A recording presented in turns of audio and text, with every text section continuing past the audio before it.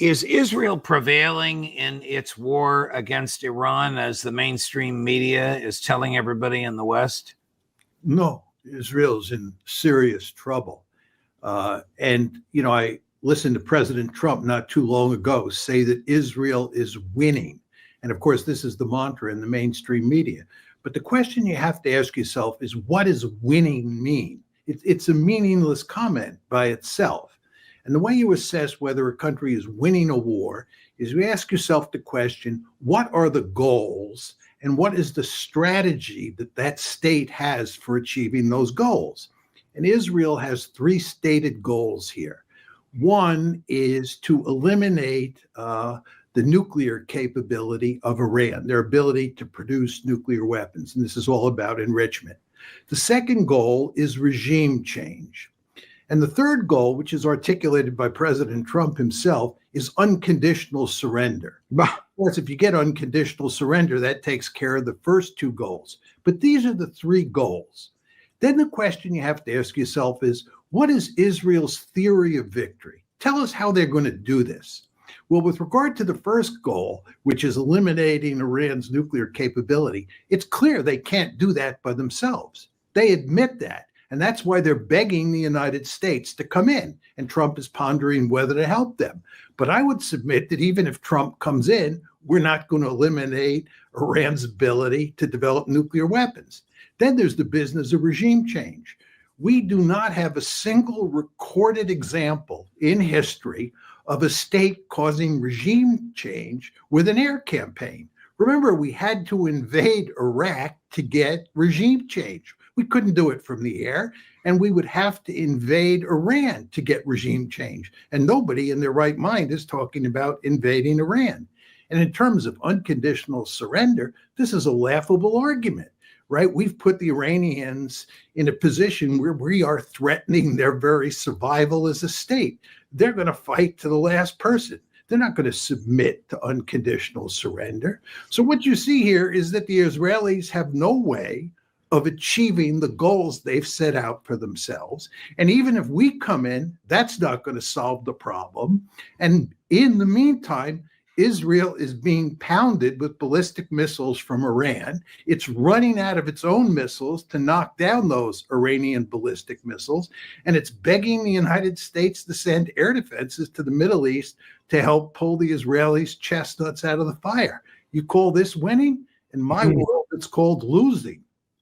So Israel's theory of victory must be Netanyahu begs and the donor class demands that Donald Trump get involved and we start dropping 30,000-pound bombs. It doesn't solve the problem. Right. And the media is full of stories these days showing to you that, dropping 30,000-pound bombs on Fordow is just not going to solve the problem. You probably cannot destroy the centrifuges down in the bottom of that mountain that are producing the enriched uranium. You just can't do it, even with American bombs. But let's assume I'm wrong, and you can destroy those centrifuges. Almost everybody agrees when you look at how extensive, how comprehensive the Iranian nuclear program is, that they can easily rebuild that program in a year or two, and we'll be back to where we started.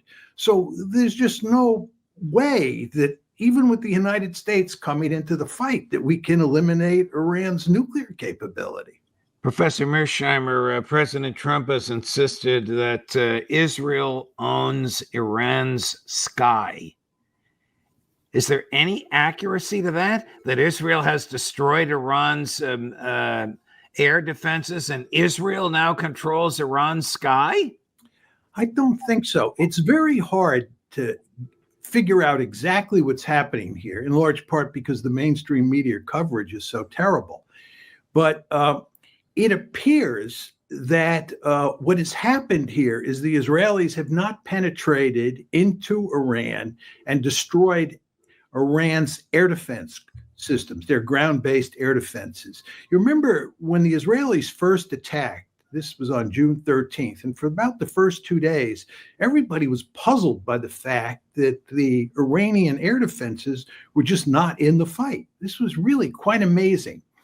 So the question is, what's happening here? My sense is that what the Israelis are doing is they're using drones, and they're firing missiles from places like Iraq into Iran.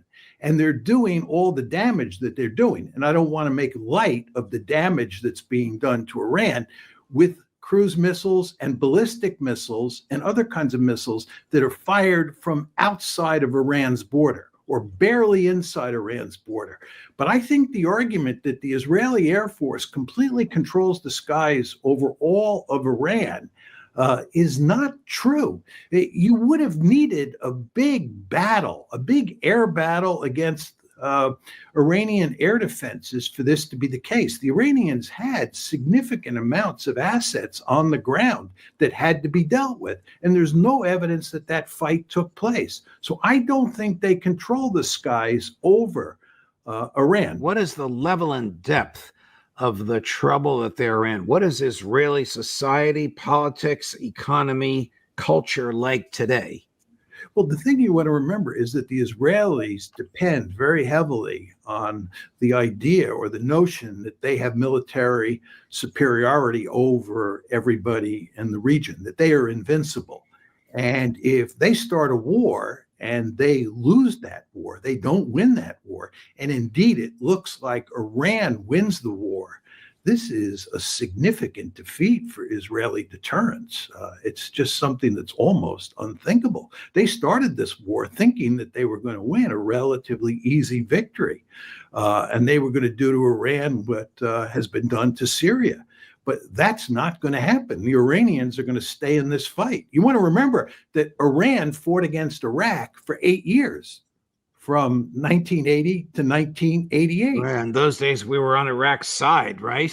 That's correct. That's correct. So the Iranians, I think, will stay in the fight. And I don't think Israel can maintain this fight over the long term. Does their enormous international airport, the Ben Gurion Airport, is it operative? No, I think it's shut down at this point in time. I don't think that any airline would fly in there, even if the airport were open, for fear that a ballistic missile would come in and destroy the aircraft. This is one of the principal problems that the Israelis face. This is taking a huge toll on their economy. People can't go to work. The airport's closed. And you want to remember that the Iranians are targeting Haifa, which is an important Israeli port. And ships are not going to be willing to go into that port for fear they'll be blown up by a ballistic missile coming in from Iran. If you look at the newspapers, the mainstream media newspapers over the past 2 days, more and more newspapers are talking about the problems that we would face if we go after Fordow, or more generally, if we get into the war. And furthermore, more and more newspapers are talking about the fact that Israel is in deep trouble. My comments about Israel's losing the war at this point would not have resonated with many people last week. But today is a different story. I think if you look at the mainstream media, people are beginning to sense that the Israelis are in trouble. By the way, you want to remember here, this is a very important point. We fought a 30-day war against the Houthis. You remember when President Trump declared war against the Houthis? And right. Was there unconditional surrender then?